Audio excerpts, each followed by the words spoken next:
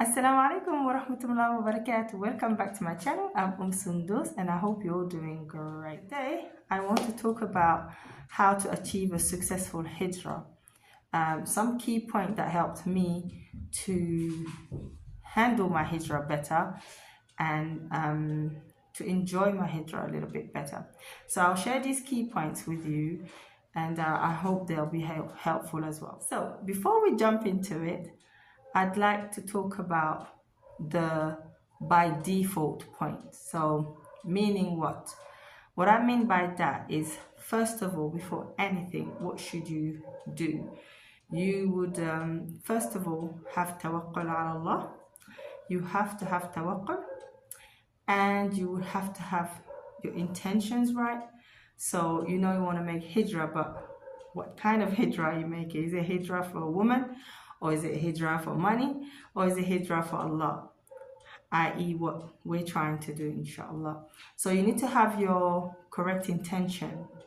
Then after having your correct intention, you will need to seek Allah's help, Allah's advice by doing what? Tahajjud, if possible, and istikhara. And this is very helpful because, you know, when you want to go, you want to make hijrah, you can get very confused.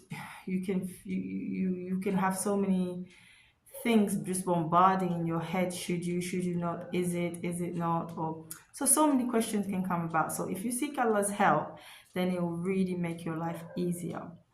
So that's that, and that's by default, right? After doing this, I would strongly advise that you take advice from your surrounding, your friends and families, people that means a lot to you, people that are very close to you, people that can give you sincere advice. So not everybody and not anybody, because we are well aware that some people are not well wishers.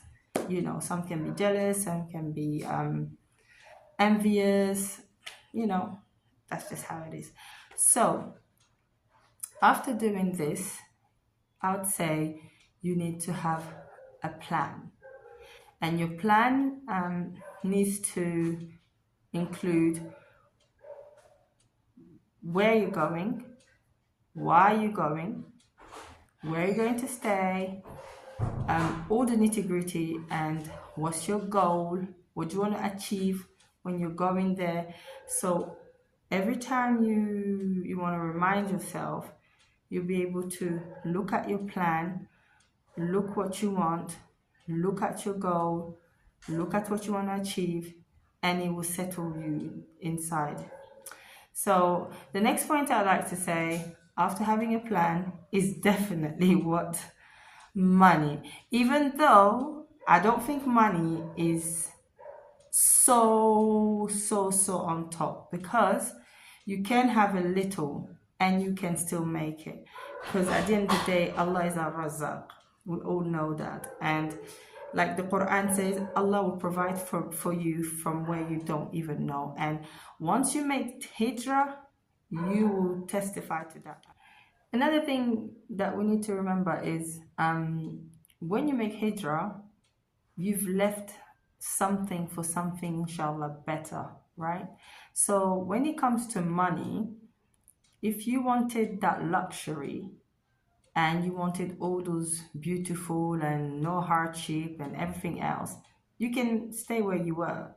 So if you're going to go and make hijrah, you need to automatically put in your mind that there are some sacrifices, there are some hardship. So if you have to not do with your latest gadget or your latest cooking machine or your nice sofa, anything that as a woman you may like, you might need to just put that to the side and say, okay, remember, I have a plan and I have a goal and I want to achieve this and this and that.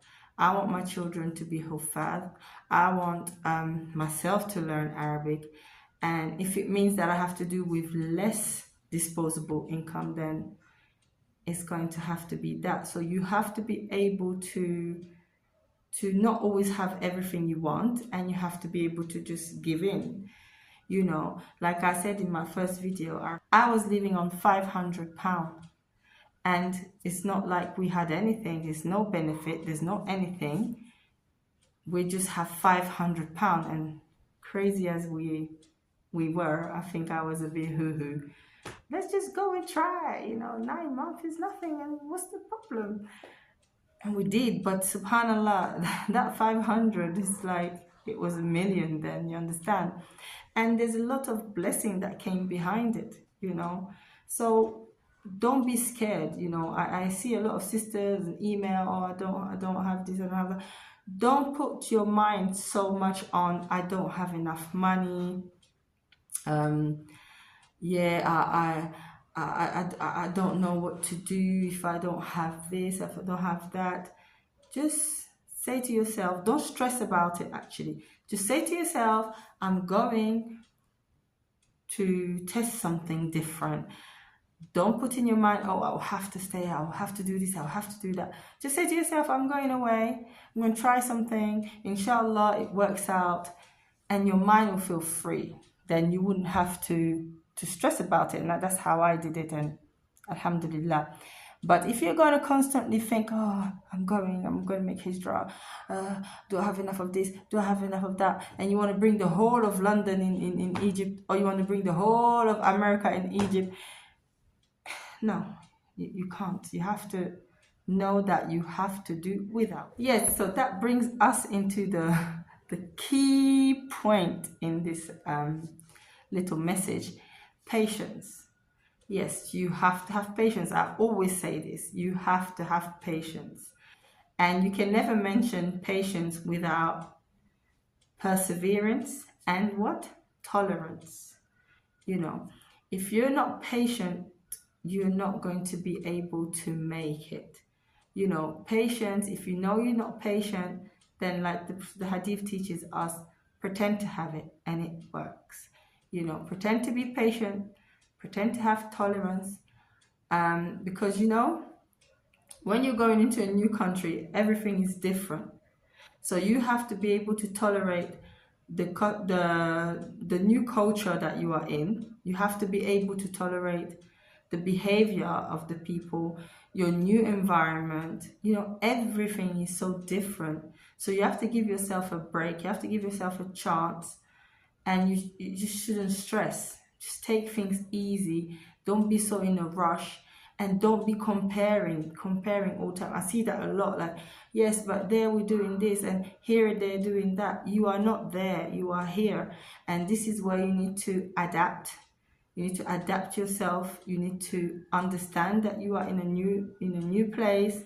So when I mention perseverance, I mean like staying strong.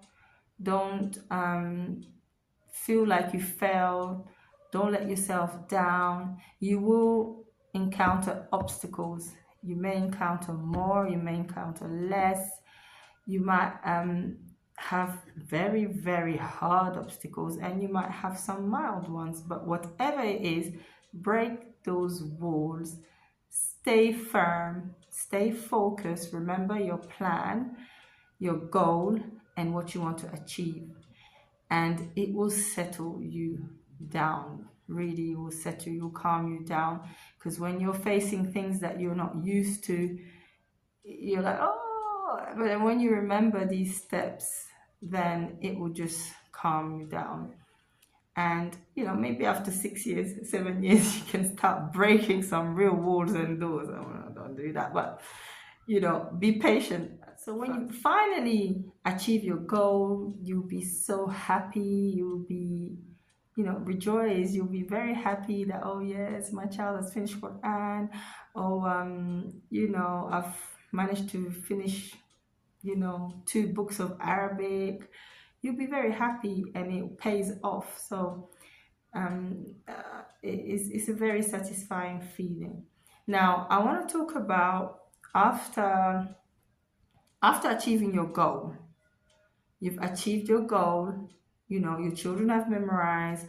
You've managed to speak Arabic or anything.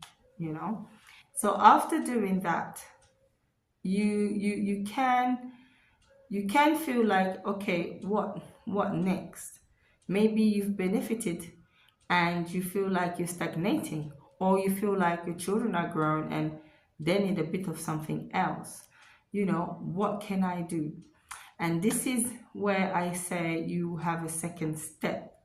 And this second step for me would be to be able to reassess and reevaluate your original plan. And with that, meaning that you might have to change, you might have to change a few things in your plan to fit your new situation. And this plan could be maybe, they've memorized Quran. Okay, what next? Where could I put them? Where could I go? Just something a bit more. And the thing that I've learned so far in making Hijrah is that it doesn't have to, because in my mind I was for Hijrah, that's it, Hijrah doesn't have to be so put stable in one place. I don't think so. And I remember listening to stories of some sheikh, and I remember that he used to be moved a lot. Every time he used to get used to one place, he used to get moved a lot. I've listened to a few stories like that, and I can definitely relate to that. And the good thing about Hijrah is you can be stable in one place, yet you're benefiting from other places, benefiting from either different villages. Let's say if it's in Egypt, you can go in different villages, or if you're going to another country, your knowledge becomes broader. It becomes broader, your mind more open. So it's very beneficial. I hope this was helpful. I didn't want to make it so long, so I've used the main point that I continuously think of. And inshallah, until we meet again, assalamu alaikum wa rahmatullahi wa barakatuh.